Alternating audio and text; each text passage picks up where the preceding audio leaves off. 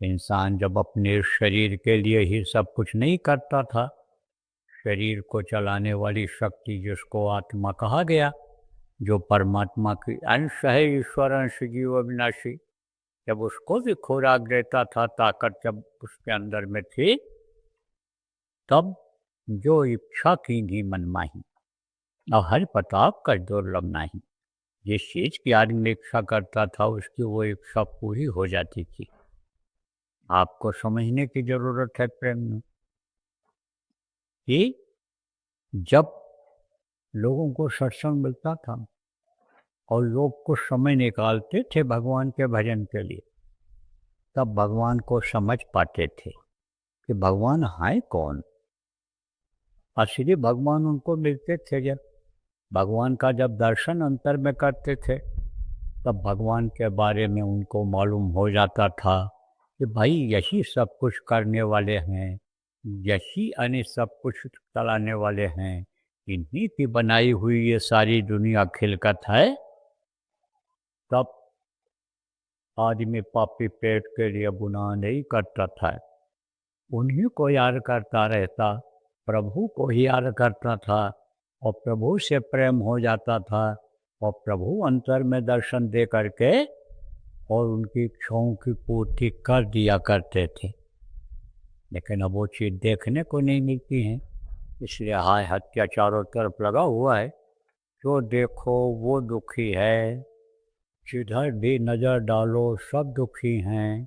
आप तो कहते होगे कि वो सुखी हैं जो महलों में रहते हैं, जो बंगलों में रहते हैं, कीमती मोटर कार पर चलते हैं, जिनका सम्मान है, इज्जत है, लोग प्रणाम सलाम करते हैं, वो सुखी होंगे।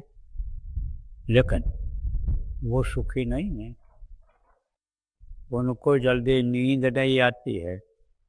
आपको तो भी नींद आ जाती है, उनको नींद नहीं आती है, नींद की गोलियां खानी पड़ती हैं तब नींद आती है। अब आप ये समझो कि आप अपने को कहोगे मैं दुखी हूँ और वो अपने को कहते मैं दुखी हूँ, तो दुखी सब हैं। गुरु महाराज के पास रहने का 40 साल का अवसर मिला। गुरु महाराज अपनी पुरानी बातों को कभी कभी बताने लगते थे जब खाली बैठते थे तब बताया गुरु महाराज। एक बार मैं कलकत्ता गया था, गुरु महाराज बराबर दौरा करते रहे। जब से उनसे गुरु का आदेश हुआ नामदान देने का, जीवों को संभाल करने का, अपने वतन अपने मालिक के पास पहुंचाने का, तब से बराबर मेहनत करते रहे। आखिरी दम तक अपने मेहनत किया उन्होंने जीवों की संभाल करने के लिए। इतना मेहनत किया गुरु महाराज ने कि जितना इस धरती पर जितने भी महात्मा आए कोई नहीं किया। तो गुरु महाराज गए हुए थे कलकत्ता, तो एक आदमी के यहाँ ठहरे हुए थे, तो ऊपर ठहरे थे मकान में, उतर करके सीढ़ी से आ गए। सामने एक पार्क था, उस पार्क में एक बेंच पड़ी हुई थी और भी बेंचें पड़ी रहती हैं पार्क में, उसी में बैठ गई, उसी बेंच पर बैठ गई। तो गुरु महाराज ने देखा एक गरीब आदमी आया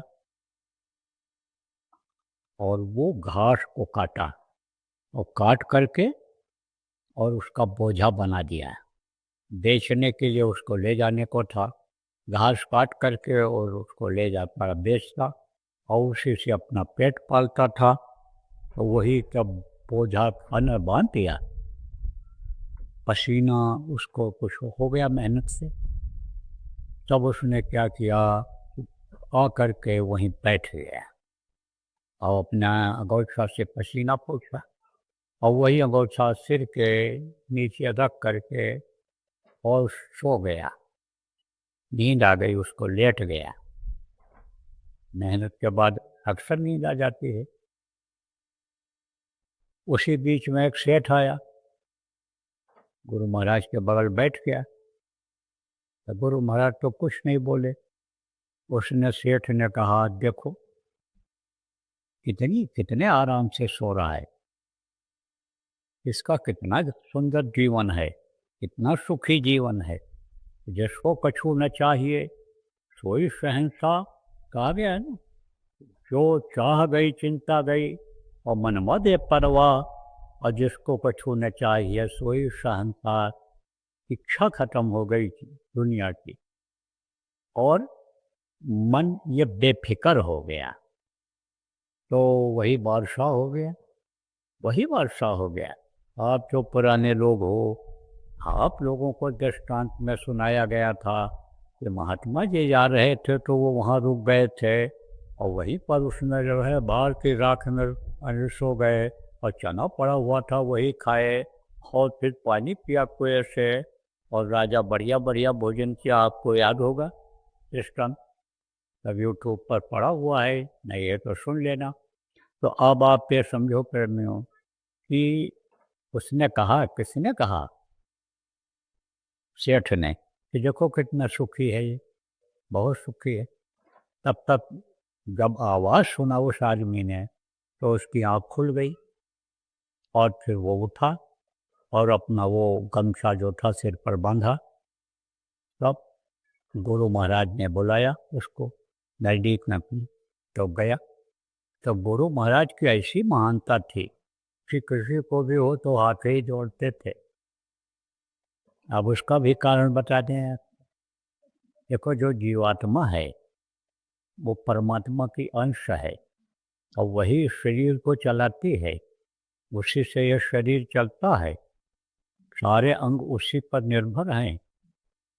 तो जीवात्मा कहाँ बैठी हुई है, यहाँ बैठी हुई, बैठी है यहाँ पर और दिखाई यहाँ से पड़ती है। तो जब सबके अंदर है वो, तो वो स्वामी जी ने कहा ना, सिया राम मैं सब जग जानी, करहूँ प्रणाम जोर जोग पानी। तो गुरु महाराज किसी के शरीर को प्रणाम नहीं करते थे।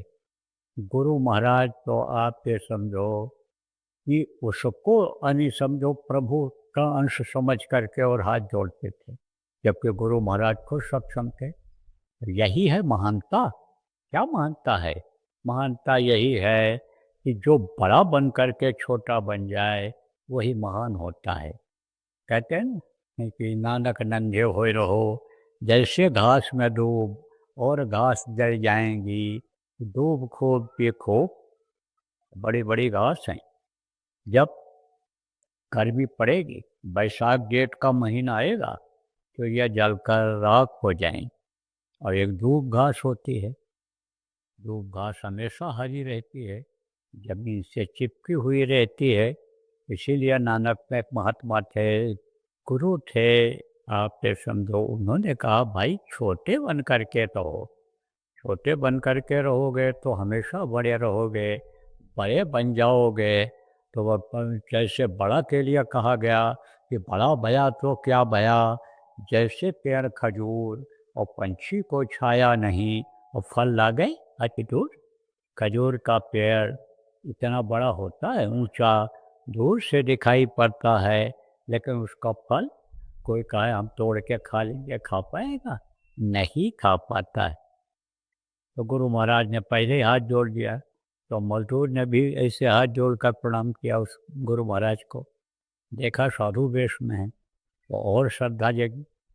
तब गुरु महाराज ने उससे पूछा, किससे पूछा? उसी मजदूर से, किसी ये बताओ कि सुखी कौन है इस समय का? तब बोला, अरे सुखी तो ऐसे लोग हैं, क्योंकि सेठ थे वो, बढ़िया कपड़ा पहने थे, पर्सनालिटी थी उनकी।